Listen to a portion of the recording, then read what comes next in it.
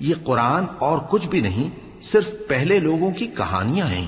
وہ اس سے اوروں کو بھی روکتے ہیں اور خود بھی پرے رہتے ہیں، مگر ان باتوں سے اپنے آپ ہی کو ہلاک کرتے ہیں اور اس بات سے بے خبر ہیں۔ کاش تم ان کو اس وقت دیکھو جب یہ دوزخ کے کنارے کھڑے کیے جائیں گے اور کہیں گے کہ اے کاش ہم پھر دنیا میں لوٹا دیے جائیں تاکہ اپنے پروردگار کی آیتوں کی تکذیب نہ کریں اور مومن ہو جائیں۔ ہاں، یہ جو کچھ پہلے چھپایا کرتے تھے آج ان پر ظاہر ہو گیا ہے، اور اگر یہ دنیا میں لوٹائے بھی جائیں تو جن کاموں سے ان کو منع کیا گیا تھا وہی پھر کرنے لگے۔ کچھ شک نہیں کہ یہ جھوٹے ہیں، اور کہتے ہیں کہ ہماری جو دنیا کی زندگی ہے بس یہی زندگی ہے، اور ہم مرنے کے بعد پھر زندہ نہیں کیے جائیں گے۔ اور کاش تم ان کو اس وقت دیکھو جب یہ اپنے پروردگار کے سامنے کھڑے کیے جائیں گے۔ وہ فرمائے گا کیا یہ دوبارہ زندہ ہونا برحق نہیں؟ تو کہیں گے کیوں نہیں، ہمارے پروردگار کی قسم بالکل برحق ہے۔ اللہ فرمائے گا اب کفر کے بدلے جو دنیا میں کرتے تھے عذاب کے مزے چکھو۔ جن لوگوں نے اللہ کے روبرو حاضر ہونے کو جھوٹ سمجھا وہ گھاٹے میں آ گئے، یہاں تک کہ جب ان پر قیامت ناگہاں آ موجود ہوگی تو بول اٹھیں گے کہ ہائے اس کوتاہی پر افسوس ہے جو ہم نے قیامت کے بارے میں کی، اور وہ اپنے اعمال کے بوجھ اپنی پیٹھوں پر اٹھائے ہوئے ہوں گے۔ دیکھو جو بوجھ یہ اٹھا رہے ہیں بہت برا ہے، اور دنیا کی زندگی تو ایک کھیل اور مشغلہ ہے، اور بہت اچھا گھر تو آخرت کا گھر ہے، یعنی ان کے لیے جو اللہ سے ڈرتے ہیں۔ کیا تم سمجھتے نہیں؟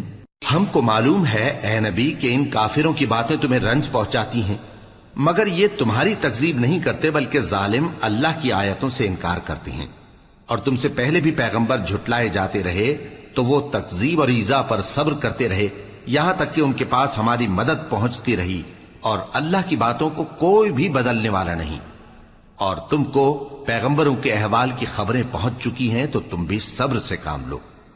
اور اگر ان کی روگردانی تم پر شاق گزرتی ہے تو اگر طاقت ہو تو زمین میں کوئی سرنگ ڈھونڈ نکالو یا آسمان میں سیڑھی تلاش کر لو، پھر ان کے پاس کوئی معجزہ لاؤ، اور اگر اللہ چاہتا تو سب کو ہدایت پر جمع کر دیتا، پس تم ہرگز نادانوں میں نہ ہونا۔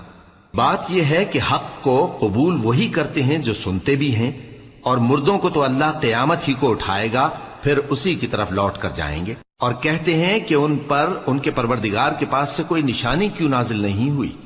کہہ دو کہ اللہ نشانی اتارنے پر قادر ہے، لیکن اکثر لوگ نہیں جانتے۔ اور زمین میں جو چلنے پھرنے والا حیوان یا اپنے پروں سے اڑنے والا پرندہ ہے ان کی بھی تم لوگوں کی طرح جماتے ہیں۔ ہم نے کتاب یعنی لوح محفوظ میں کسی چیز کے لکھنے میں کوتاہی نہیں کی، پھر سب اپنے پروردگار کی طرف جمع کیے جائیں گے۔ اور جن لوگوں نے ہماری آیتوں کو جھٹلایا وہ بہرے اور گونگے ہیں، اس کے علاوہ اندھیروں میں پڑے ہوئے ہیں۔ جس کو اللہ چاہے گمراہ رہنے دے اور جسے چاہے سیدھے رستے پر چلا دے۔ کہو کافرو بھلا دیکھو تو اگر تم پر اللہ کا عذاب آ جائے یا قیامت آ موجود ہو تو کیا تم ایسی حالت میں اللہ کے سوا کسی اور کو پکارو گے؟ اگر سچے ہو تو بتاؤ۔ نہیں، بلکہ مصیبت کے وقت تم اسی کو پکارتے ہو، تو جس دکھ کے لیے اسے پکارتے ہو وہ اگر چاہتا ہے تو اس کو دور کر دیتا ہے، اور جن کو تم شریک بناتے ہو اس وقت انہیں بھول جاتے ہو۔ اور ہم نے تم سے پہلے بہت سی امتوں کی طرف پیغمبر بھیجے، پھر ان کی نافرمانیوں کے سبب ہم انہیں سختیوں اور تکلیفوں میں پکڑتے رہے تاکہ عاجزی کریں۔ تو جب ان پر ہمارا عذاب آتا رہا وہ کیوں نہیں عاجزی کرتے رہے، مگر ان کے تو دل ہی سخت ہو گئے تھے، اور جو کام وہ کرتے تھے شیطان ان کو ان کی نظروں میں آراستہ کر دکھاتا تھا۔ پھر جب انہوں نے اس نصیحت کو جو ان کو کی گئی تھی فراموش کر دیا تو ہم نے ان پر ہر چیز کے دروازے کھول دیے، یہاں تک کہ جب ان چیزوں سے جو ان کو دی گئی تھی خوب خوش ہو گئے تو ہم نے ان کو ناگہاں پکڑ لیا، اور وہ اس وقت مایوس ہو کر رہ گئے۔ غرض ظالم لوگوں کی جڑ کاٹ دی گئی، اور سب تعریف اللہ رب العالمین ہی کے لیے ہے۔ ان کافروں سے کہو کہ بھلا دیکھو تو اگر اللہ تمہارے کان اور آنکھیں چھین لے اور تمہارے دلوں پر مہر لگا دے تو اللہ کے سوا کون سا معبود ہے جو تمہیں یہ نعمتیں پھر بخشے؟ دیکھو ہم کس کس طرح اپنی آیتیں بیان کرتے ہیں، پھر بھی یہ لوگ روگردانی کیے جاتی ہیں۔ کہو کہ بھلا بتاؤ تو اگر تم پر اللہ کا عذاب بے خبری میں یا خبر آنے کے بعد آئے تو کیا ظالم لوگوں کے سوا کوئی اور بھی ہلاک ہوگا؟ اور ہم جو پیغمبروں کو بھیجتے رہے